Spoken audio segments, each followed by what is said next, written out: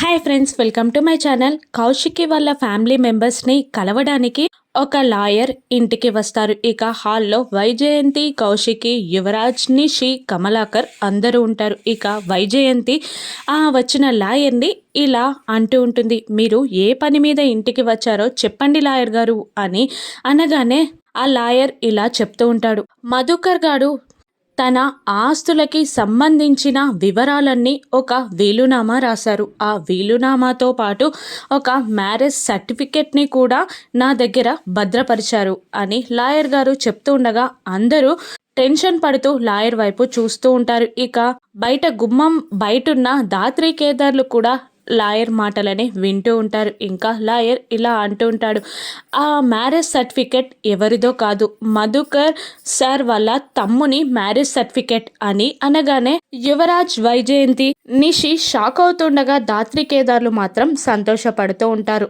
మళ్ళీ లాయర్ ఇలా అంటుంటాడు, ఆ మ్యారేజ్ సర్టిఫికెట్ని కౌశికి గారే అసలైన వారసులకు అందజేసేలా నాకు బాధ్యతలు అప్పజెప్పారు అని ఆ లాయర్ అంటూ ఉంటాడు. ఇక కౌశికి ఆలోచిస్తూ ఉంటుంది, మా నాన్న వాళ్ళ తమ్ముని మ్యారేజ్ సర్టిఫికెట్ అంటే అది ఖచ్చితంగా సుధాకర్ బాబాయ్ సుహాసినిల మ్యారేజ్ సర్టిఫికెట్ అయ్యుంటుంది అని కౌశికి ఆలోచిస్తూ ఉంటుంది. ఇది ఒరిజినల్ కాపీ అని ఆ లాయర్ అంటూ ఉంటాడు. ఇక ఆ మాటతో దాత్రికేదార్లు చాలా సంతోషపడుతూ ఉండగా యువరాజ్ మాత్రం దిగులుగా ఫేస్ పెట్టి టెన్షన్ పడుతూ, అంటే నేను కాల్ చేసింది డూప్లికేట్ మ్యారేజ్ సర్టిఫికెట్ అన్నమాట అని తల కొట్టుకుంటూ ఉంటాడు. ఇక కౌశికి చేతికి వచ్చిన మ్యారేజ్ సర్టిఫికెట్ ద్వారా దాత్రి కేదార్లని ఇంటి వారసులుగా కౌశికి ప్రకటిస్తుందా రాను ఎపిసోడ్స్లో చూద్దాం. Thank you for watching.